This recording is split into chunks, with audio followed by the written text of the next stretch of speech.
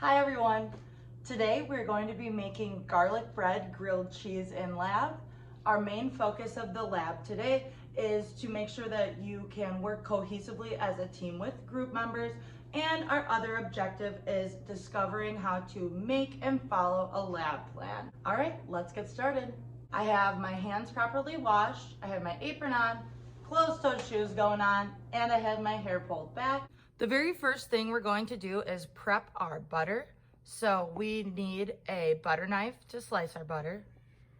We need a cutting board with a damp towel underneath that stops it from slipping.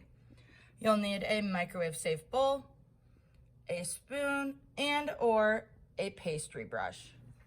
Also, to make our butter mixture, you will need kosher salt to season it because we use unsalted butter. You'll need Italian seasoning. You'll need garlic powder. You will also need measuring spoons to measure out those ingredients, and you will need your butter. On your recipe, there's a section that you're going to have to do some math.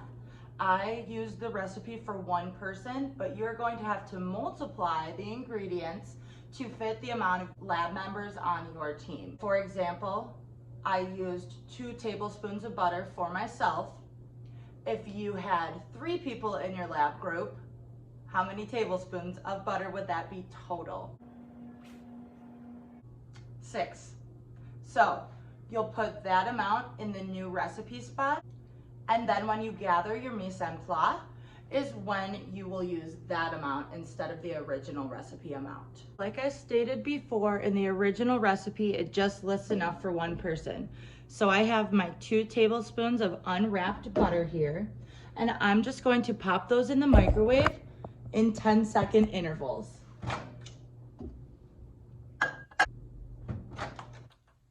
All right, so I'm gonna take my butter out, and it has been softened now.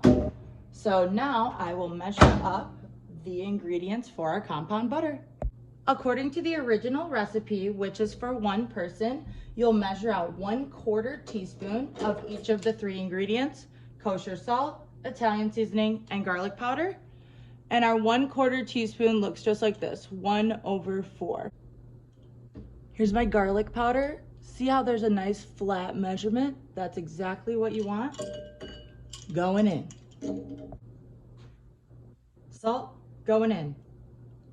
The last thing I need to add to my butter mixture is Italian seasoning. Going in.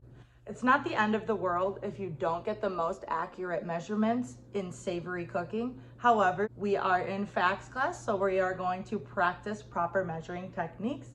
At this point, your butter should look like this, and you can take your spoon and kind of just squish it around like this. At this point, I have made sure that my Italian seasoning, my garlic powder, and my salt have been equally distributed throughout this butter.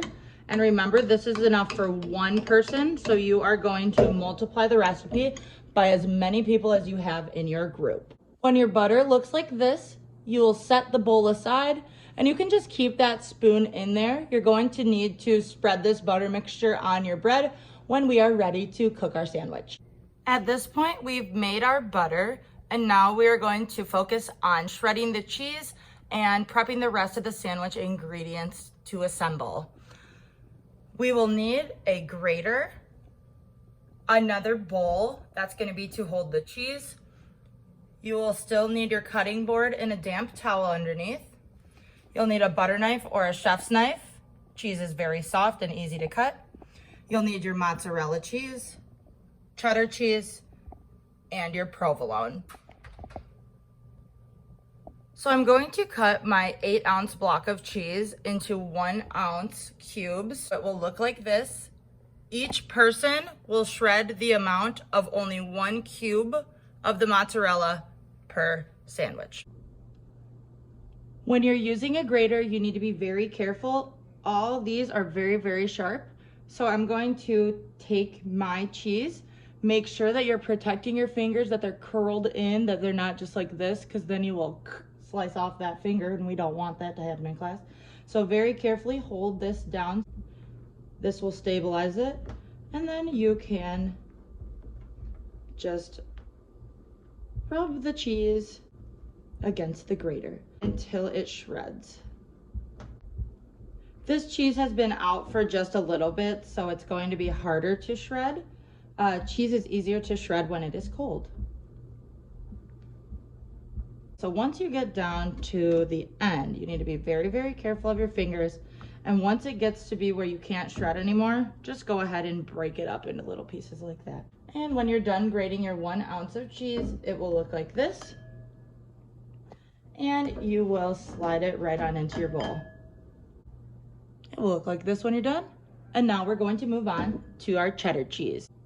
With our cheddar cheese, we're going to use the same concept as we used for our mozzarella. You'll take 1 ounce of your cheddar that I'm going to carefully shred. It's okay if it's a little crumbly because it's all going to melt together anyways. You just don't want any huge hunks like this. You'll have to break those up because they won't melt as well. Just be very, very careful. Here's what my 1 ounce of shredded cheddar looks like. And I'm going to add that to our bowl. You can just give this a quick mix up. Once you mix that up, you can go ahead and prepare your griddle. At this point, we have all of our mise en place finished.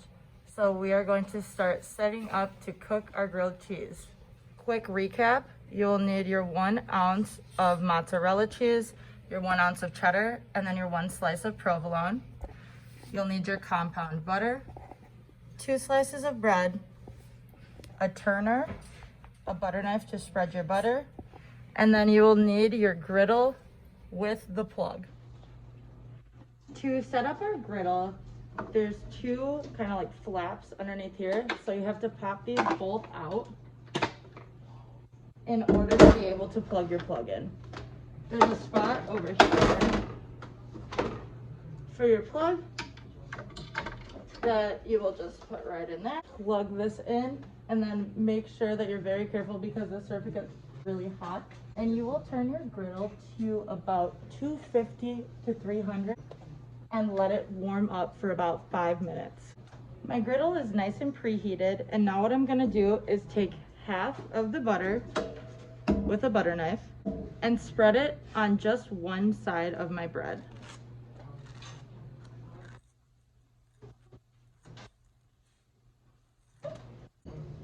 When you're done, it should look like this, one even layer.